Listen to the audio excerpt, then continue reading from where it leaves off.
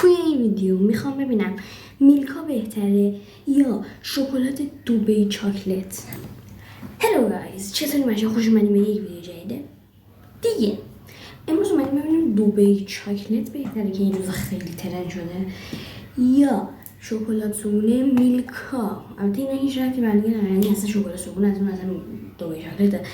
ولی خب ما میخوایم تست کنیم ببینیم آیا این شکلات صبونه به این خفنی میتونه شکلات دبی رو بزنی یا نه.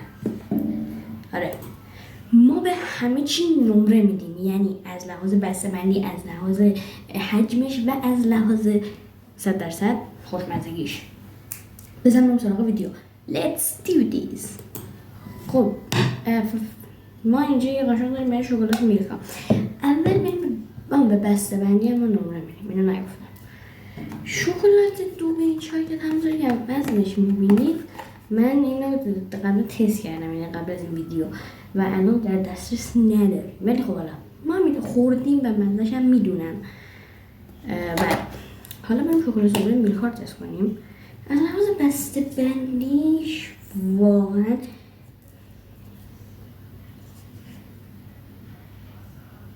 نه و نیم رو میگیره. از لحاظ من 9.5 میگیره، اون نیم نمره همینطور عشقی.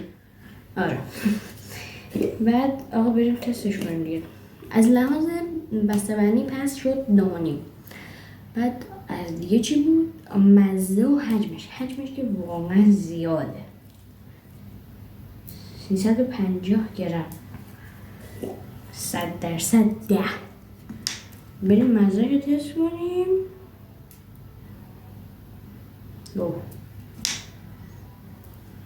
برو بریم.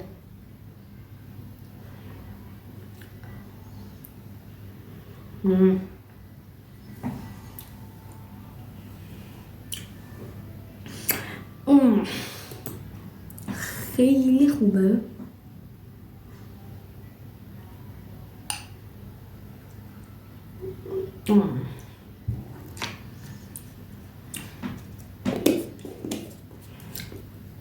از لحاظ طعم 1000 اصلا بی نهایت، نه 10 میگیرم.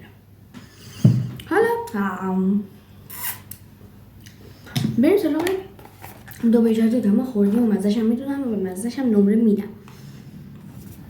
این دبی چاکلت ارزم به خدمتتون که مزه‌ش فوق‌العاده است، یعنی من به مزه‌ش 10 میدم. بعد بسته‌بندیش هم خیلی شیکه ولی خیلی فیک داره، ولی ممکنه بسته‌بندی اصلیش نباشه. پس بسته‌بندیش من میدم 8.5 یا 8.75، حالا فرقی نداره. بعد بچه به قیمت این شکلات صبونه میلکا هم فکر کنم 600 خورده ایه که با 350 گرم حجم اینو واقعا میارزه. من بهش نمره 8 میدم. بریم سراغ این بسته‌بندیش که 10، مزه‌ش 10، نه بسته‌بندی 8.5، مزه‌ش 10 و میمونه قیمت اصلا بهش میدم 3. نگاه کنید توی اینجا این به خاطر این ترند شده که بیا 30 گرم. این به خاطر این ترند شده که خارجی ها پسته ندارن و این که تو شکلاتشون پسته باشه خیلی دوست دارن. پس من به این میدم 2 از لحاظ قیمت. 600,000 تومان این میری میلکا میخری 350 گرم. این چند گرم بود؟ 30 گرم. اصلا نمیرسه اصلا. پس بنابراین نخرید یا اینو نخر. ولی برای تست میخوایم بخرید حتما بخرید. یک بارم شده تست کنید، ولی برای بار دوم عوضش به جای این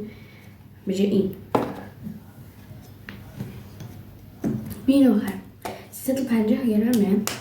مزهش بی‌نظیره. هم قیمت همینه.